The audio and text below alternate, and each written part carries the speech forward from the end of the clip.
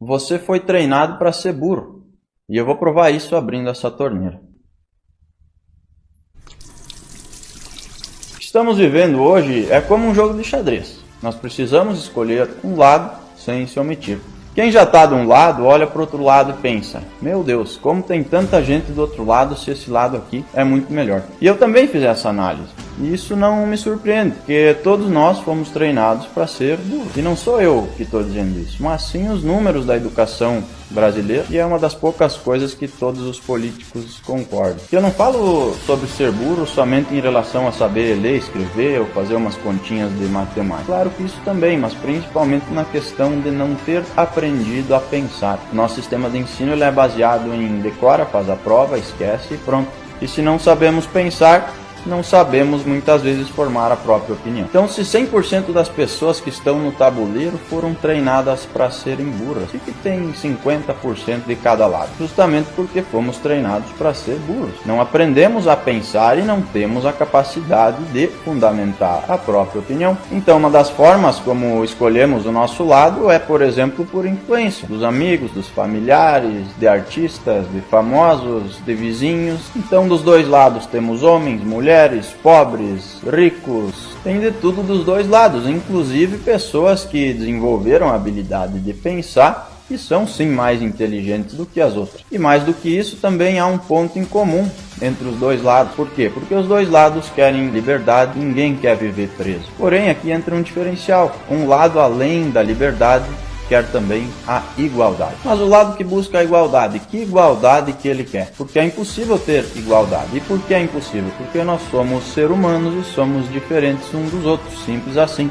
Então umas pessoas têm mais habilidades que as outras. Outras são mais inteligentes, outras menos, outras trabalham mais, outras menos, outras têm mais sorte, outras menos. Então da mesma forma que nós temos brancos, negros, ricos, pobres, inteligentes, menos inteligentes dos dois lados, nós temos também peões, bispos, reis, cavalos, rainhas, torres, temos tudo também aqui dos dois lados do tabuleiro. E não há governo que mude isso. Então qual é o papel do governo? É fornecer condições para que nós possamos sair de peões para torres ou de peões para reis. E não é isso que acontece. O sistema hoje, que já vem de décadas, não é de um ou dois governos, ele traça um caminho onde nós temos que passar 12 anos na escola, não aprender quase nada, trabalhar a vida toda e depois viver de migalhas de aposentadoria. Então será que a sociedade hoje não funciona porque o sistema não funciona, ou o sistema não funciona porque a sociedade não funciona? De qualquer forma, nenhuma das duas funciona, então acaba que o sistema acaba sim educando para a sociedade.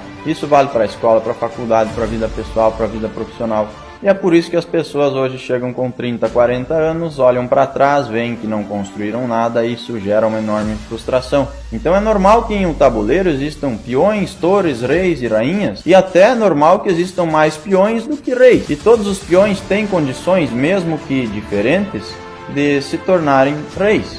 O problema é que o brasileiro não sabe disso, porque não é mostrado nenhum caminho para chegar lá. Então a responsabilidade do governo é mostrar para nós que é possível fazer isso e nos dar conhecimento e condições de chegar lá. E isso se chama liberdade, liberdade de crescer. E hoje o que um lado faz é totalmente contrário.